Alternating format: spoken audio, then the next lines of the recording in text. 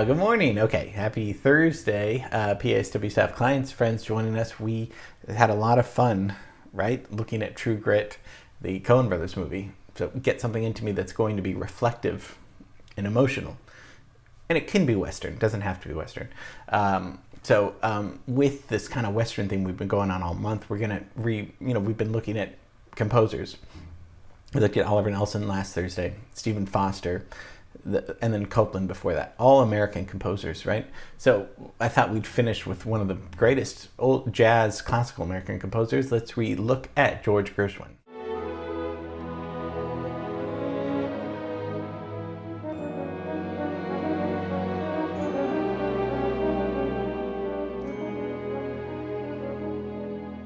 Gershwin wrote so many wonderful, beautiful songs that there are just too many to name. And we'll look at his life and where he came from and some of the people that he met that really inspired him and influenced him. And also made sure he stayed kind of on the path of what he was meant to do, which was write wonderful, melodic, beautiful music. And he's the guy that wrote Summertime. Everybody knows Summertime, right? One of the best songs ever written. Amazing. So many versions. People have covered his songs tremendously. He didn't live that long. He died at 38 years old. So he died in 1937. So unfortunately, he wasn't able to hear the terrific versions that people would cover of his songs. And what a life he had. So let's get into it. So Russian-Jewish immigrant family, born in Brooklyn. So let's go over to Brooklyn, and mostly, but kind of born in the Lower East Side, raised in the Lower East Side in 1898. That's how long ago it was. So that's the year when all the boroughs start in New York. So before then, there weren't the 5 boroughs. So he's born in that year, where you have Manhattan, Brooklyn, the Bronx, Queens, and Staten Island. And then a year later, New York starts building the subway system. So a lot of exciting things happening while Gershwin's growing up. And his brother Ira gets a piano, and Ira goes on to write most of the lyrics that he ends up writing. He's playing stickball and kind of just a regular kid. And then around 10 hears a piece of music that really changes his life and gets into it and starts taking piano lessons and theory lessons. The guy didn't charge him because he said, you're going to be a genius, so you don't need to pay.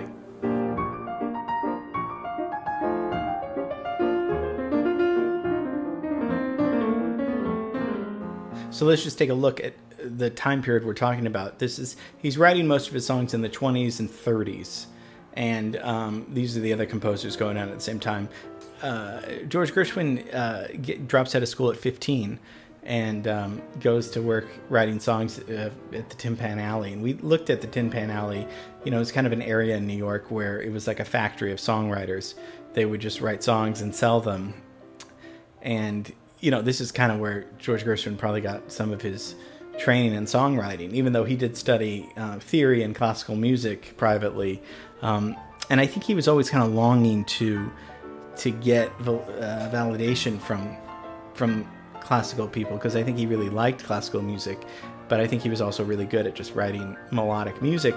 And when he writes Swanee, that's what makes him super famous and rich, and that's his first breakthrough in 1919, which Al Jolson picks up and starts using it in his act. Swanee, how I love you, my dear old Swanee.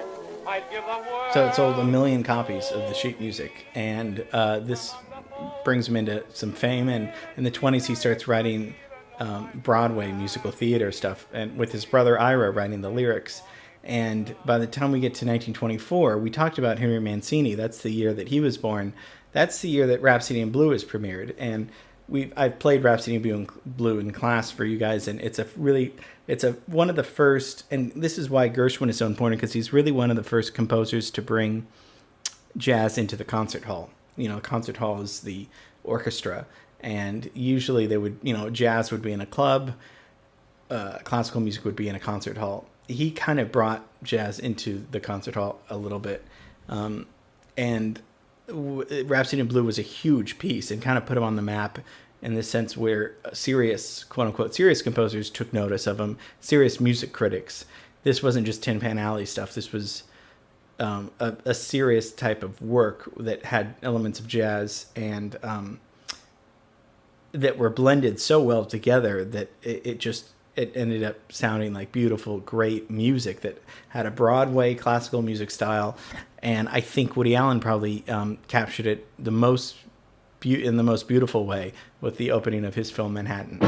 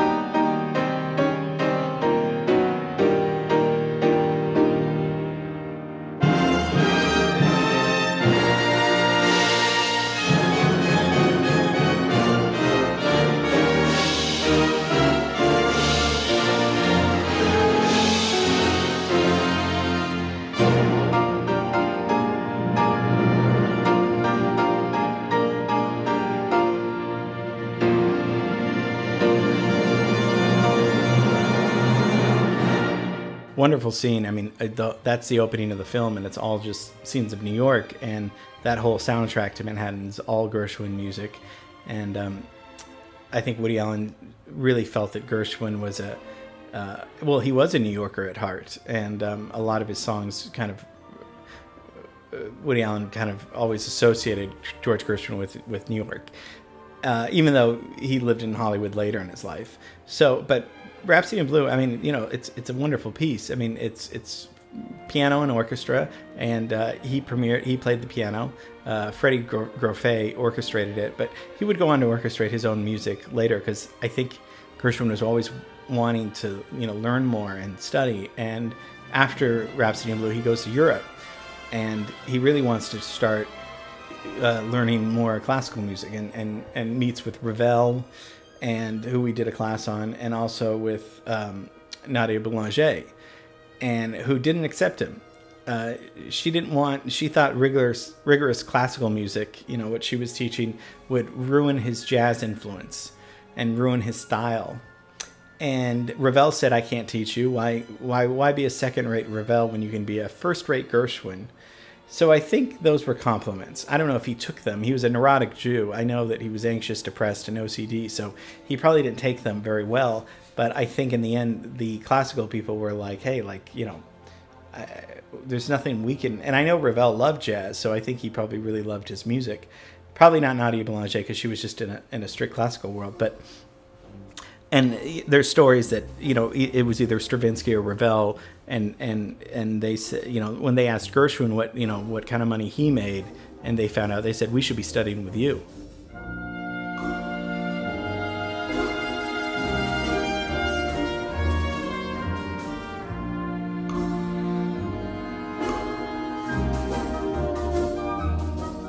But living in Europe, he composes an American in Paris, which is played all the time and one of the best pieces. And they made a movie of it later with Gene Kelly, and it's a lovely little movie. But he starts in 1934 writing in South Carolina, writing an opera that's going to really change a lot of things and confuse a lot of people, confuse a lot of critics, and confuse a lot of people that weren't sure what to make of it. And that is Porgy and Bess.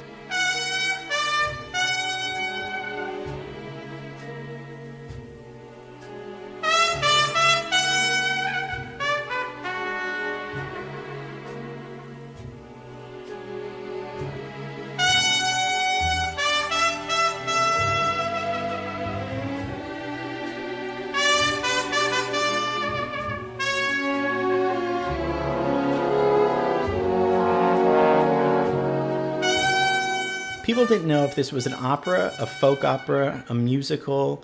They didn't get it. What I'm playing now is my favorite version, arranged by Russell Garcia and Louis Armstrong and Ella Fitzgerald, and they do the whole Porgy and Bess opera. They do it in a kind of a musical style way, but Gershwin wrote it seriously, in the sense that he took it seriously, and it's got some of the best songs ever written. And it was very controversial. First off, it was written for an all-black cast, and they were all trained black opera singers, which in 1935 was unheard of. And even his brother Ira Gershwin said it shouldn't be played by a white cast. That's just not what it's meant for. And so it was really great for black performers to be a part of this. Some people had problems with, well, it's kind of stereotypical because it's a disabled black man who's kind of poor, and he's trying to protect Bess from this drug dealer on the streets. And people kind of thought that, although Gershwin didn't hire any of the people from the Met because he didn't think they knew the jazz idioms, and he was probably right. I mean, he was using, I don't think he liked jazz music. He loved jazz music, and he loved classical music. And I think he was just writing music that he thought sounded good. And because it had jazz elements, why not hire people that sing jazz and know jazz, as opposed to somebody training them? So, I mean, I think if anything, he was doing something great. And I think it confused music critics because, again, it was an opera, but opera with opera, you interpret it, but there's no improvisation and spontaneity. Now, there's no improvisation with Porgy and Bess, but you can interpret the songs. There's 1,000, probably hundreds of thousands of versions of Just Summertime, covers of that. And that opens Porgy. That song opens Porgy and Bess. So it's very unique in the sense that, like, it's a jazz opera, and we looked a little bit at Umbrellas of Cherbourg. But this was 25 years earlier or something. But it's a little bit like that, and I think it was way ahead of its time because people didn't understand it, and they didn't know what to think of it. Because most classical works aren't, you're not supposed to improvise. With Wagner, with his operas, it was all written out. With jazz music, none of it was written out. Well, with Gershwin, it's written out, but there's some interpretation. I mean, everybody had their own version of Porgy and Bess, including Miles Davis. So he moves to Hollywood and, goes to Beverly Hills and gets this great house and plays tennis with Harpo Marx and Charlie Chaplin and even Arnold Schoenberg, the very serious, great composer. They would play tennis all the time. And even still in his 30s, he was asking for composition lessons. And Schoenberg was like, there's not much I can teach you. I think he was just in such a different universe than they were that they couldn't, I don't think it made sense to them, which is unfortunate. But I mean, it shows you how much he was still willing to learn, wanted to learn. And he said shortly before he died to his sister that he felt like he didn't even scratch the surface of what he could have accomplished in his life. So it's really too bad. It was a brain tumor, and it wasn't treated well. And he didn't. He had blackouts, and he had horrible headaches, and it was just, it was really terrible. And one of the composers he really idolized was Alban Berg. We won't do a class on Berg. I don't really find his music that interesting. He's a genius. He's like Schoenberg. It's Schoenberg, Webern, and Berg, and they are very heavily in. It's not tonal music. It's atonal music, and we won't go too much into that. But Gershwin loved Berg, and I'm not belittling Berg at all. It's not my thing. But Gershwin really studied all of Berg's, lyric suite and all of his music, and they met in Vienna. And Berg played music for Gershwin on the piano. And after that, Gershwin played some of his songs for Berg. And he was a little reluctant, a little embarrassed, because these are very different, two different schools of music. And Berg said, Mr. Gershwin, there's nothing to be embarrassed of. Music is music. So we're going to end with that. What do you think he was saying? Do you think he was belittling Gershwin? No, I think I think it's kind of like Duke Ellington said, there's good music and there's bad music. That's it. There's only two kinds of music. But I think music is music. He didn't want, there's no reason. There's not, one music is not better than another type of music. My music is not better than your music, and vice versa. What I'm sharing with you and talking to you every day about, this is just exploring music, sharing music, learning, creating our minds. But it doesn't mean that it's any better. Your music is just as valid as the music that I like. And isn't that wonderful? So for a classical composer to say that to somebody like George Gershwin, music is music, there's nothing wrong with that. Just like, music should be fun and all those things. So think about that. And with moving forward nobody has the right answer for any of these things. There is no right answer. And isn't that wonderful? It's so great that there's no right answer. If we were all forced to say, well, this is the best kind of music, we all have to, that would be horrible. That would be a world of no freedom, of no, self, will and all that other stuff. So thank God music is just music, because it's so special to different people, and what's special to you is different than what's special to me, and we can share and talk about that. And that's the point of these classes. That's why I talk to you about these people, the people that I'm interested in and that I hope you are. And just like when you send in your music to me, you're teaching me about these things. So remember, music is just music. It's not a game or the end of the world or a competition or a self-righteous thing. It's just, it is there for us to enjoy. And thank God music is there for us, right? So gosh, he dies at 38, which is my age, from a brain tumor, undiagnosed. Luckily, they have better technology today, I think. But brought jazz into the concert hall. That's his importance, along with other things. But we're just simplifying to this is how we learn. We don't remember dates and facts that much. Jazz into the concert hall.